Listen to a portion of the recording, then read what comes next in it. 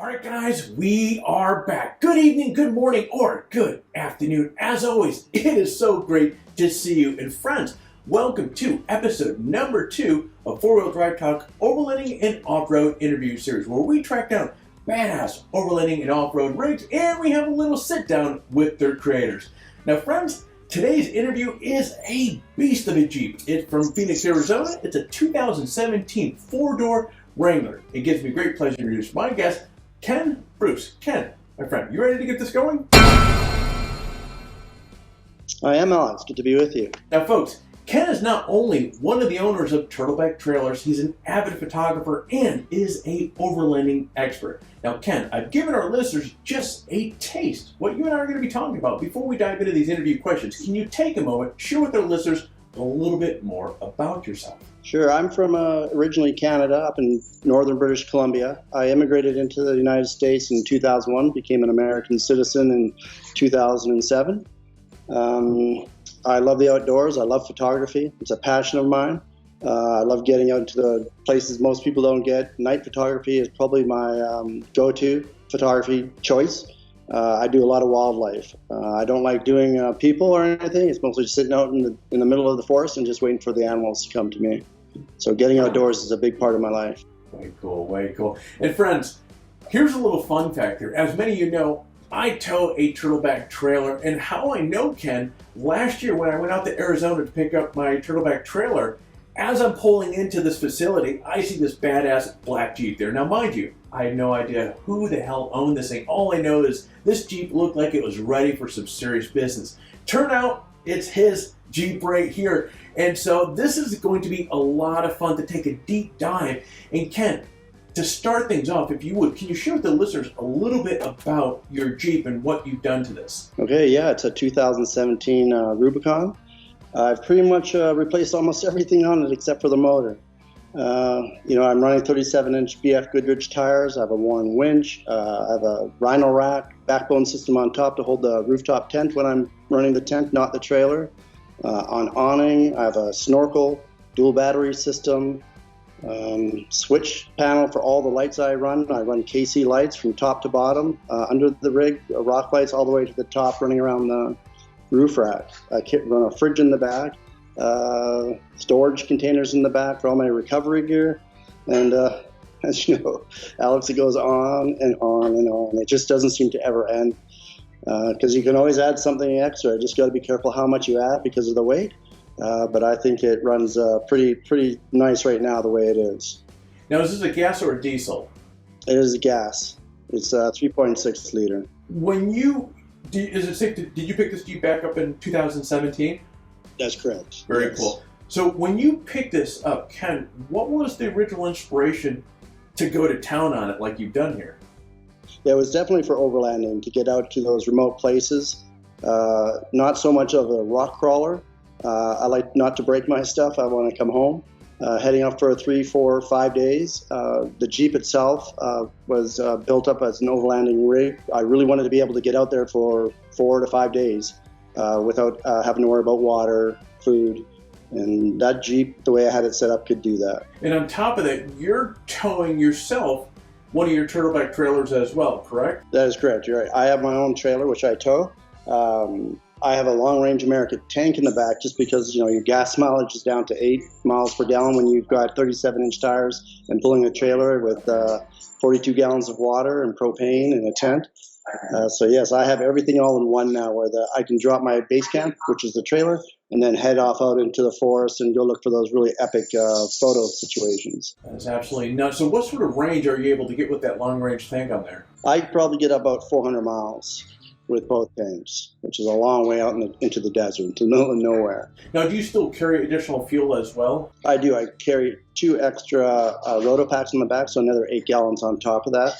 And then on the back of the Jeep, the tire carrier has another 11 gallons. So I got 20 in the tank, 18 or 16 in the long-range American tank, 11 in the tire carrier, and another 2 more roto packs.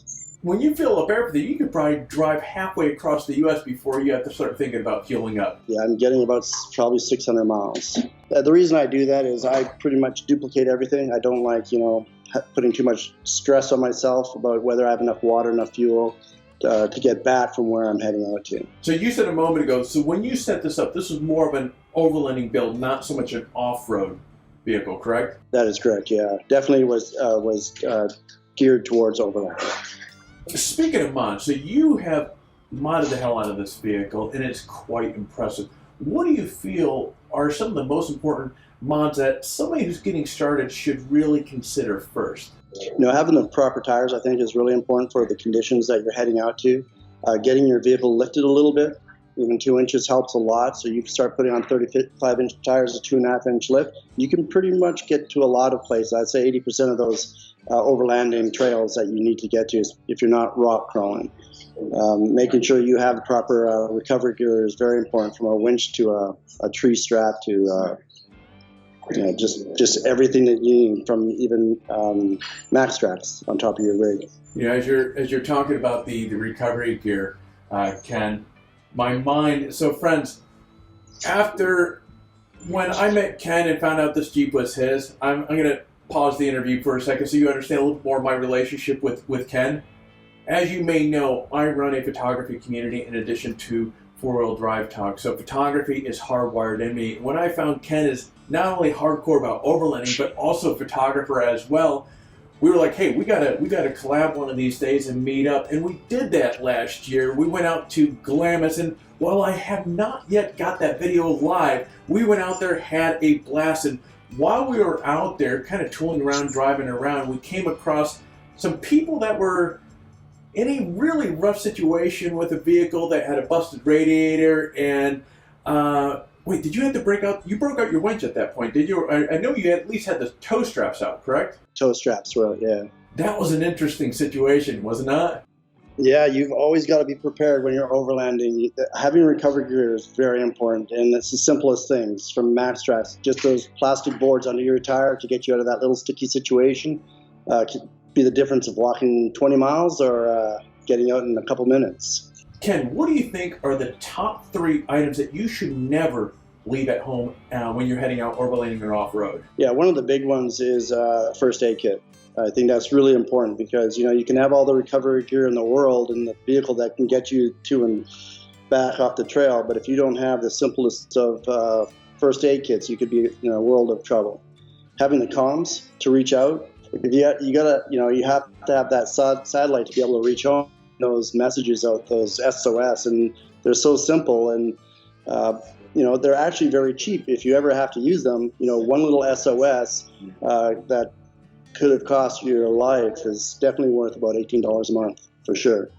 And having a winch, right? Having that winch to pull you forward is really, really important. And all those necessities like water, matches, all those things, if you have to spend an extra couple nights where you didn't plan on it. What are some of the most common mistakes that you see beginners making when they're getting involved in overlanding?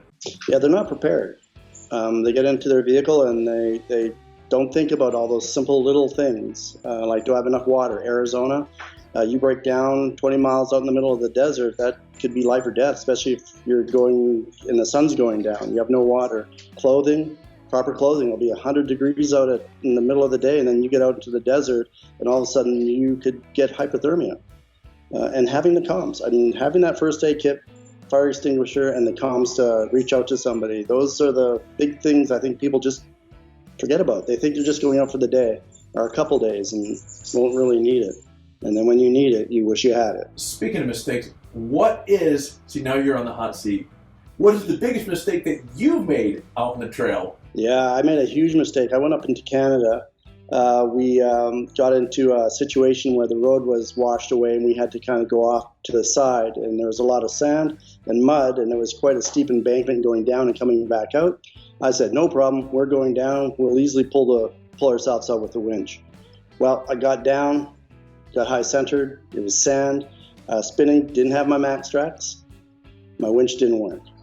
It was wound backwards, and when I started pulling, it was going up at an angle, and it snapped the winch line straight off. We spent 8 hours getting that rig out of the simplest of situations. We had to walk back into a logging camp, trying to find somebody that had something that could tow us out. And we found a guy that had a chain ratchet that could pull us up, and that literally took us 6 hours to get up, probably 10 feet. So I didn't check the condition of my winch, which I should have done. I should have pulled it out, made sure it wasn't cracked, frayed, or had dirt and mud in it, and I didn't do that, and that cost me. It was a great experience. We laughed about it afterwards. We had enough food and everything to survive the night and a couple days, but it was frustrating knowing that the simple little thing on the front of my Jeep that I didn't check caused me that much time to get back home. And friends, as you're watching this video, and Ken's bringing up a really good point about the importance of a winch. And having a winch properly set up, well, first, a good winch can be a hefty investment, then also getting it mounted to the right bumper and the fair leads and everything else can be a little bit of an investment. If you aren't ready for this sort of investment, a kind of less expensive alternative, you can go out there, search on Amazon, you can find a number of come-alongs on there, a 4-ton come-along. While it's a ratchet system, there's no electric, you're going to do it all by hand, get yourself a couple tow straps. For probably under $100, you can have equivalent, just obviously a lot more work, to a winch until you get properly set up for an actual winch itself. That's absolutely right, Alex, because that's what happened to me. It was the come along and a strap that was less than $100 that got me out, and I had a $1,000 winch in the front of my rig that was useless to me because it snapped off twice, and the trees were too far away to hook up to. Ken, you've been all over the place. I have to ask you, about all the places that you've overlanded, you've off-roaded, which is your favorite to date? Yeah, northern British Columbia. It was absolutely my favorite. The amount of wildlife that was up there that we could stop and photograph and find that off-the-grid camp, and being able to travel out and just find these animals within a mile or two. And just the beauty of that province up there in Canada is absolutely incredible. We're going back again soon, hopefully. I was going to say this. So as I understand, you're getting another vehicle ready to go heading up to Canada for a long trip, are you not? Right. We're building out a 4Runner. It'll be as tricked out as my Jeep is. It'll have 35-inch tires and a 3.5-inch lift. So it's going to be ready to go. And we'll be heading out in a couple months. Once the borders, hopefully they open up. We'll be heading into Canada and then up into Alaska. We'll be spending 5 to 6 weeks traveling up there. That is going to be an epic trip. How long do you suspect? Okay, so you're saying 5 to 6 weeks. Okay, so that's heading all the way up to Alaska, correct? That's correct, yeah. We're going to be probably spending 4 days, 5 days running up along the coast, going into British Columbia near Vancouver. And we'll be spending probably 5 weeks traveling through Canada and then up into Alaska and back down again. Wow, that is going to be one hell of an epic trip. Now, speaking of locations, when it comes to off-road and overlanding locations that you've never been to, which is on the top of your list to do next? Alaska. I mean, I've never been there, but I've driven all over Canada, all the way through British Columbia, a lot of the southern parts of the United States and the western parts, but never into Alaska. I really want to experience that with a trailer. We're going in July, August, so hopefully it doesn't snow too much, but I'm pretty sure it's going to get cold. But just being able to see that wildlife up there. So Alaska is definitely on the top of my list. Very cool. And just to circle back over to your Turtleback trailer, you're towing, you guys have two different types of trailer. You have a smaller one, which is a smaller, lighter one, which is the Getaway, and then you have the larger Expedition series. Are you going with a lighter trailer when you go up there, or are you bringing the big one? No, we're bringing the big one. It'll be the Expedition trailer. We're going to put an 82 series tent on top because it'll be me, my wife, my son, and Maggie, my dog. So we're all, we don't want to carry two tents. So we'll all be sleeping in the one tent, and having that 42 gallons of water and the propane and that full kitchen in the back is definitely going to be a nicety during that long period. Well, not to mention you have the solar strapped into there as well. And you're running lithium batteries in yours, are you not? I am. I'm running lithium batteries. Those are great batteries to have. They charge quick. They hold their voltage for a longer period of time without falling off.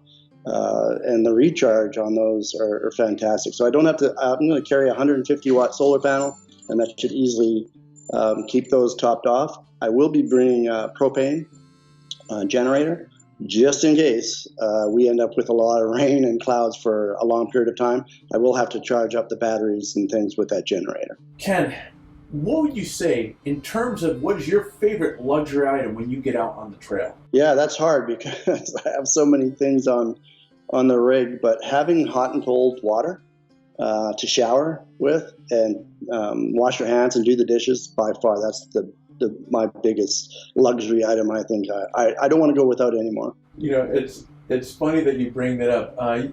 This past weekend, we went up to Alabama Hills, and I brought my son up to do some cold weather camping. And Ken, it was crazy cold. It was crazy windy, excuse me. And I had the hot water heater on, and you bring up a good point. After my hands were all dirty, and the last thing I would want to do is be able to get, frigid cold water to wash them up. But the water was actually, until I turned it down, it was too hot. So I had to adjust it. But it makes such a nice, you bring up a very valid point.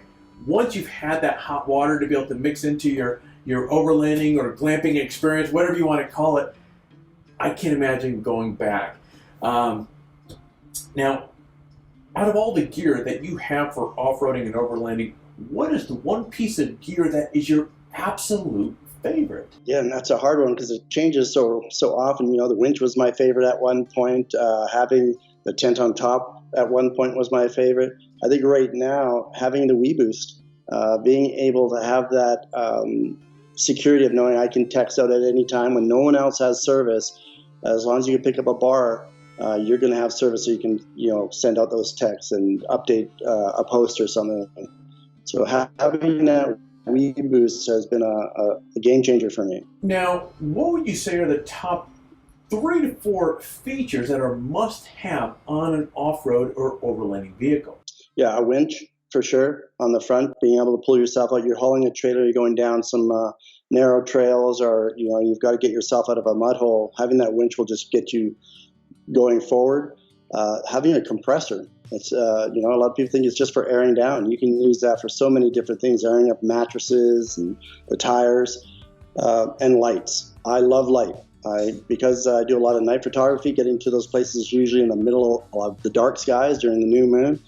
So I have lights everywhere. If you see a picture of my rig, you'll know. You see them on the bumper, under the rig, under the tires, above the tires. So yeah, having lots of light for me personally is one of those big things I need to have. Mud terrain or all-terrain tires? What side of the debate do you sit on? I go with mud terrain because of the areas I usually go. So it really just depends on the conditions you're going to be driving. And if it's a daily drive vehicle, you probably want to do all-terrain just from the noise. Mud terrains are very loud. They're aggressive tires. But I love having the mud terrains. I've been in a situation where it was dry and the next day it rained, and we were in the middle of a mud hole. And just knowing I had that where it was spitting out that mud and I made it through and not worrying about it was a good feeling. I know if I had all terrains, I probably wouldn't have made it out of that situation with that trailer on the back. What's an emergency item that you swear by that most people who are overlanding and off-road might not have in their kit? Yeah, with all the wiring we do on our vehicle with lights and compressors, and a lot of people wire from switches. They have a bunch of different switches. A fire extinguisher. It's a simple little thing, but it could be life or death. You start a fire in your engine and there goes your rig if you don't have something to put it out with. And having that fire extinguisher to put that out, that's for me is a big deal. It's a peace of mind for me. I have 3 fire extinguishers. I have 2 in the back of the rig and 1 in the trailer. So. All right, what is your number 1 tip for safely driving off-road? Yeah, a big thing is, when you're going, especially if you're out overlanding by yourself and you're on an unfamiliar trail, getting out of your rig at some point and walking the trail. Just go around the bend, just, walk to the top of the hill, see what's on the other side before you get there, and you've got to back down a mile with a trailer because you can't go forward. So, getting out of your rig and just looking at the condition, I think is a big deal. So having that, again, knowing what you're coming up against. If you're not familiar with the trail, get out, look around, and see what's coming up. You bring up a good point. And I'm going to ask you a question kind of piggybacking off of that. So one of the things that attracted me to the Turtleback trailers are how light and maneuver. I get what you're saying. Most trailers, you get in a situation where it's a heavy rig on the back. And with the Turtlebacks, though, these are, if you're caught in a kind of a tight situation, you can actually unhook it off the vehicle and kind of spin it around a little bit. I found that these things are pretty lightweight and pretty maneuverable. Would you agree? I agree. We've actually gotten a situation where it's a tight trail. We had to turn around. Obviously it's a heavy trailer still, when you're looking at 2,500 pounds, depending on how much you put in, 3,000 pounds, but the tongue weight is super light. You can disconnect. You put the chocks onto the tire and you have somebody slowly move the chocks as you turn. You can pick up the front of the trailer, spin it around, move it off to the side, turn your rig around and head off in the opposite direction, which is really nice to be, again, knowing that you're going down a trail you're not familiar with. How far does it go? Will I have to back up if I can't turn around? Being able to back that trailer out, you can pick it up and pretty much push it off the trail and then turn your rig around and off you go. Let's go back to your sleeping accommodations when you're on the trail. Can you expound a little bit about just that? Yeah, I run a rooftop tent, not on my rig, but on the trailer. I used to have it on top of the rig. It's a 72-inch, what they call a 72-inch wide soft tent. You can get hard shell tents for, the hard shells don't hold as many people. It's usually a 2-person tent, where these soft tents get up to 82-inch wide, which can hold up to 5 people. So on mine, I'm running the 72-inch soft tent on top. And in terms of the mattress, memory foam, what's on the inside of this thing? Yeah, most tents are not that great when they come to their mattresses. So I put a 2.5-inch memory foam mattress underneath the mattress. It does fold up quite nice still. When you're out for 4 or 5 days, usually the first day is pretty comfortable. The second day is like, but 4th day, if you don't have proper mattress under there, it's your hips and shoulders start to hurt a little bit. So for me, having a memory foam underneath just makes it more enjoyable. What is your go-to source for finding information about trails? I use Gaia Maps. Gaia Maps for me is a phenomenal app because it does layer. It does anything showing you where public lands are, private land, state land. And if you're running with a group, you can share the trail. So if you got 5 guys or 5 rigs going, you just share everybody the trail. So everybody has it on the app if they have Gaia Maps. And if you're looking for a trail and you do have a lot of people that are overlanders, they'll share with you. And it's a simple download and shows you how to get to the trail, what's involved. So having the Gaia Maps for me is really nice. Final question, and this is a fun one, Ken. What is the most ridiculous thing that you've seen somebody do on the trail that you would tell people not to do? The one thing that I have seen people do, and it's dangerous, when you start doing a recovery, you see it all the time. You see the videos, and they say put a cloth over the tow line and on the tree and step away. Those things are very dangerous. The synthetic ropes are much better, but I have seen people with those cables walk over top of them as the vehicle is being pulled out of a situation and straddling it. To me, it's scary. And then getting in the triangle, when they've got the snatch block hooked up and everything, and they're standing in there and they've got the controller in their hand and they're watching the rig get pulled out. I don't know. That is dangerous. That will actually put you in the hospital, if not kill you, when those cables come breaking off. A lot of kinetic energy in there. So that's probably the scariest thing I've seen somebody do, is standing right next to a line. Ken, what an amazing journey you've had with your Jeep, and for that matter, your new rig as well. Before we part ways, can you share with our listeners one final piece of advice, also where they can find you on the web, then we'll say goodbye. Yeah, I get out and enjoy what's out there. I think don't be afraid to explore. A lot of people are afraid to go down those paths they've never been down, but actually take the challenge and go down. Be safe doing it. Bring the proper gear.